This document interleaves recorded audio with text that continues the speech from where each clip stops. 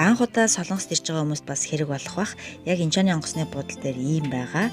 За ингээд энэгээр явж нэвтрээд тэгээд хилээр орох шар бичгээ бүглэнэ. За энийг онгоцон дотор өгдөг эсвэл одоо өгч амжааг байх юм бол эндээс аваад өгнө. Аль дуртай хэлээрээ ерөнхийдөө англи хэлээр аваад тэгээд бүглэнэ. Энэ дээр овгнэр за үндэс Монгол руу гэдгийг авчиад төрсөн онсоор за мөн одоо ямар ажиллаар явж байгаа зорилгоо бичнэ. Мэдээж аяллаар явж байгаа хүмүүс аялал гэж бичнэ. За тэгээд энэ дээр одоо хаягаа бол маш тодорхой бичих хэрэгтэй. Айлын хаяг бичих юм бол айлын хаягаа утасны дугаартай. Тэгээд тэр айлтаа бас уучнаа сайн мэддэг дээрээ тэр айл руу шаардлагатай утсаар холбогддог учраас утсаа авахгүй байж болохгүй.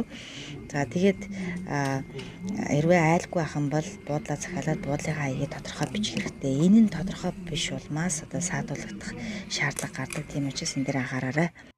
Ингээд яваад хилийн шалганаар нэвтэрнэ. За яг шалган дээр бол зураг бичлэг хийдэг учраас хийгээг байгаа. За ингээд шалганаасаа гараад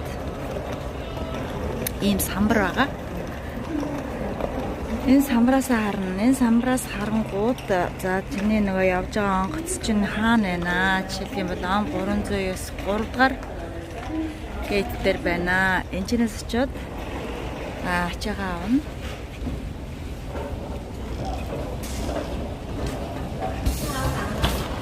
Đâu tận nào.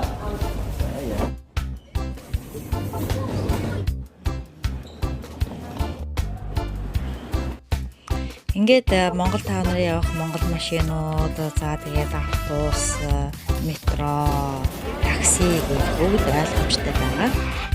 Ингээд Солонгос улсад автаа морилж зорьсон зорилгодоо хүрцгээгээрэй. Солонгос улс байх хугацаанд мэдхгүй чадахгүй асуух зүйл байх юм бол Global Embassy-гийн чатаар холбогдоорой.